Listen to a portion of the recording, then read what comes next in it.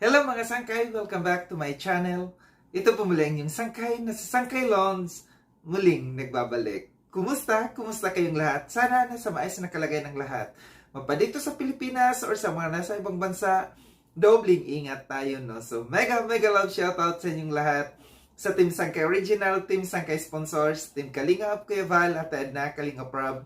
Sa lahat ng aking mga followers, supporters, and subscribers, sa mga lolos, lolas, OFWs, and PWDs, mega love shoutout sa inyong lahat. And of course, I love you all. Ayan. Kumusta mga sangkay? Mega love shoutout sa inyong lahat. Sa aking mga sponsors, kay Tita Bing. Ang kanyang YouTube channel ay Horbin TV Vlog. Subscribe niyo po siya. Kay Tita Mina Haramilio, ang tita kong Vayot. Kay Tita Pia Payne, ang kanyang YouTube channel ay Pia Payne. Subscribe niyo rin po siya. At ang pinaka-gorgeous sa lahat kay Mamita ng San Diego, California. Mega love shoutout sa inyong lahat na aking mga sponsors. And of course, sa mga nagmamahal sa sangkay sa aking mga followers, solid sangkay po dyan. And sa mga kalingap, mega love shoutout sa inyong lahat. So ngayong araw na ito, gagawa tayo ng reaction. Ito ay patungkol sa isang live na napanood ko, no? Meron akong audio clips na ipaparinig sa inyo. Then after natin na mapakinggan, magbibigay tayo ng kuro-kuro or opinion patungkol dito. So tara mga sangkay, pakinggan natin. Family or even si Roel, wag na pong ilabas sa social media kasi may mga tao na naapektuhan sa mga ginagawa nila. So yun po yun. Ano po, may mga naapektuhan po ng tao na syempre may mga nagmamahal dun sa tao na yun. Kung sila hindi nagmamahal sa kapamilya nila, may mga tao po nagmamahal doon. Naigi pa nga po yung ibang tao nagmamahal doon sa family ni Roel. Kaya sa kanilang kapamilya nila. Imbis na tulungan, hindi binababa at sinisiraan. Ewan ko po ba kung bakit may mga ganong kapamilya. Mga walang puso. Ay. Tapos binigyan niya pa si Kuya Alex ng suspended kuno. Si Kuya Alex, suspended si Alex Silverado dahil hindi humingi ng apologize kay ganito, ganyan. Oh, tama ba naman yun? Bigyan si Kuya Alex ng suspension dahil hindi nag-apology si Kuya Alex dun sa ginawa niya dun sa pagla-live ng mga mababait niyang ewan ko kung ano tawag sa nila, basta yun na yun. Ewan ko na sabihin, baka nag-i-screenshot pa yan dyan o kaya ako naman ang thumbnail niya. Ewan ko ba? My God. Basta yun na po yun. Kalingap manang vlogger. Ay, naku, naging kalingap na rin si manang vlogger. Sino ba nagpasimuno itong kalingap? Lagot ka kay Kuya Val, si Rory. Suspended si Kuya Alex ng 2 weeks. Dahil sa kanya. Akalain mo yung pinaghihingi ng apology si Kuya Alex nung sa gagagawa nila, sila nga nagsimula nun. Hindi mag-comment si Kuya Alex kung hindi sila gumawa ng hindi maganda kay Kuya Alex. Ba't si Kuya Alex mag-apology? Sila naman ang may kasalanan. Ay, giyatay talaga ang buhay. Title naman tayo gumamit ng kalingap. Sabi ni Sis Rory G. Fujimoto. Basta ako, hindi ako kalingap, hindi ako miyembro. Wala pa akong share, wala akong ambag. Ako, naging kalingap na rin si Sis Beautiful Lemon. Ay, grabe. Salamat po sa kalingap niyo, panalo po. Salamat po lalang maganda, Sis Rory, Sis Adobali. Nyahaha, kalingap. Miss Rory, love and care po ako, di kalingap. Oh, di ba? Si Manay Nora ay taga love and care. Hindi siya kalingap. Nora Balbastro, kalingap ka. Pumupunta ka sa dait lang.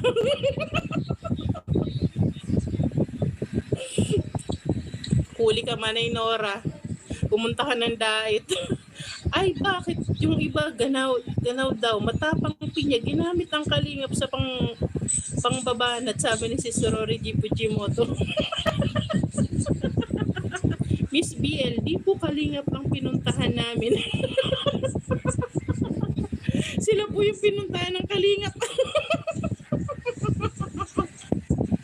Ginawang matang pinya, sabi ni Sis Rory G. Fujimoto. Totoo po. Magaling po kasi sila masyado. Tapos ang hilig na nila mamersonal sa buhay ng may buhay. Ay, grabe.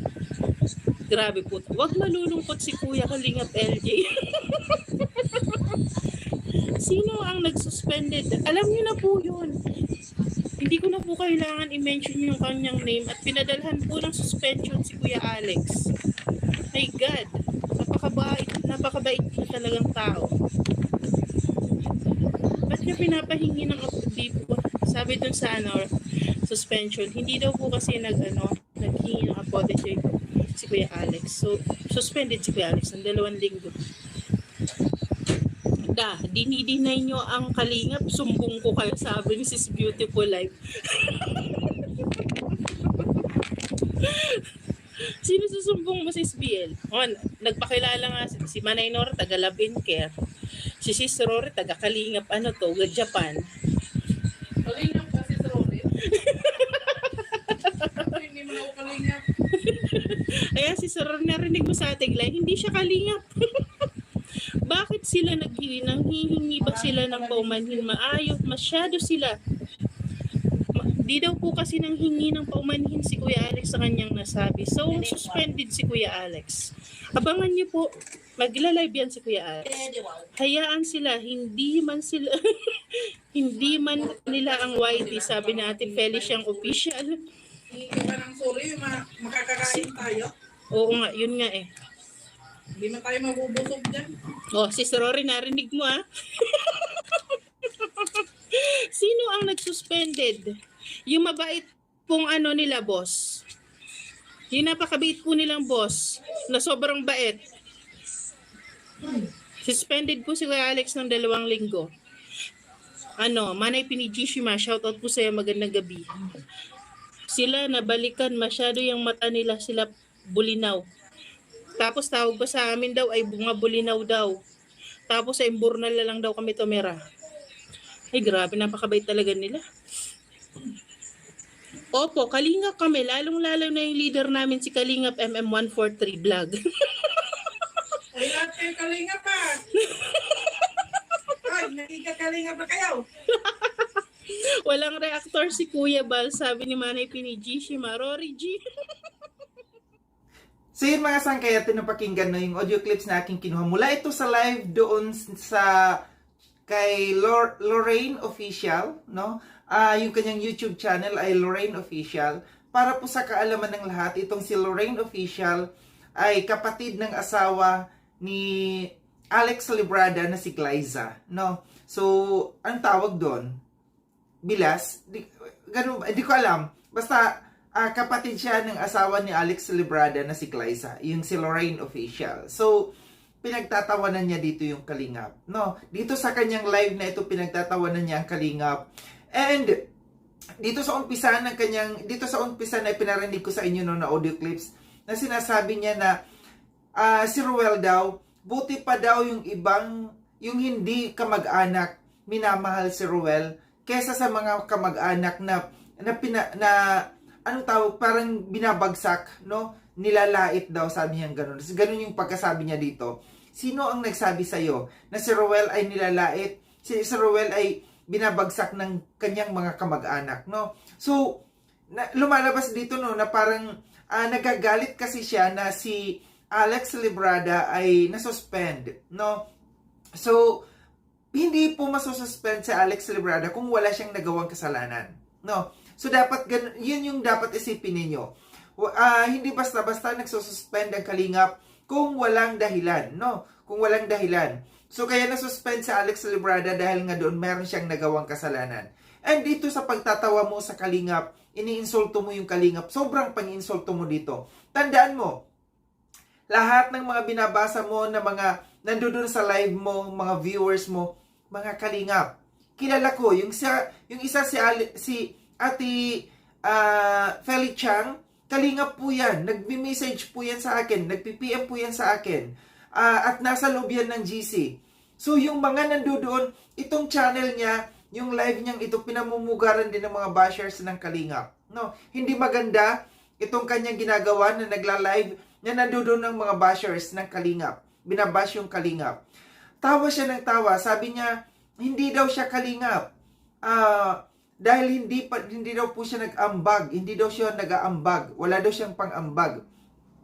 Sa tingin mo, sa ugali mong yan, sa attitude mong yan, tatanggapin ka bilang isang Kalingap? Tingin ko hindi. No?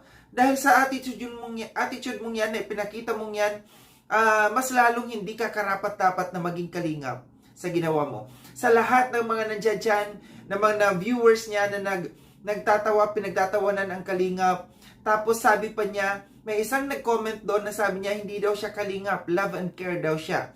Take note, ang love and care ay under po siya ni Erwin Official TV.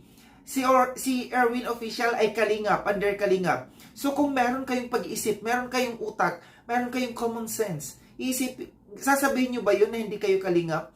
Which is ang love and care na grupo na iyan ay under ni team yan ni Erwin Official, at may mga kakilala ako diyan, no, na mga nasa love and care, na sila ng Kalingap, ang mahal nila ang Kalingap.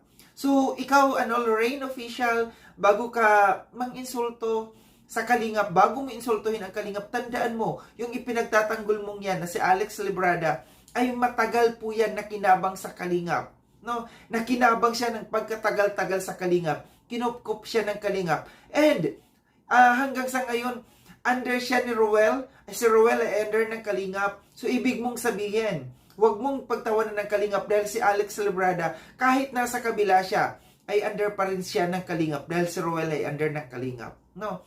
So, mag-ingat tayo sa pagtatawa natin, sa pagbabash natin sa Kalingap, no?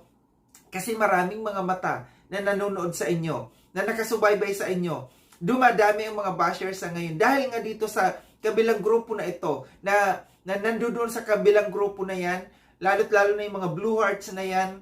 So, hindi maganda yung mga ginagawa ninyo, lalo't-lalo na ito, si Lorraine Official. So, wag po natin suportahan ito. Kasi sinabi na rin niya mismo na hindi siya Kalingap. So, ito lang yung aking reaction patungkol dito sa video na ito, no? Sa live na ito, na hindi maganda ang kanyang ginawa, pinagtatawanan, iniinsulto ang Kalingap. So dapat, anong dapat natin gawin dito? Kung meron man mga supporters or nakasubscribe dito sa Lorraine Official na ito, unsub nyo na po. Kasi sabi naman niya hindi siya Kalingap, at pinagtatawanan niya at iniinsulto niya ang Kalingap. Maraming salamat mga Sangkaylon sa panonood. Sa mga hindi pa nakapag-subscribe kay Sangkaylon, subscribe nyo na po ako. Click yung notification bell para updated kayo sa lahat ng mga videos na aking gagawin. Like and share itong video na ito mga Sangkay. Kita-kits tayo ulit sa susunod na video na aking gagawin. Ingat kayo sa ang dako ng mundo bang kinaroroon. Paalam na mga Sangkay. Paalam.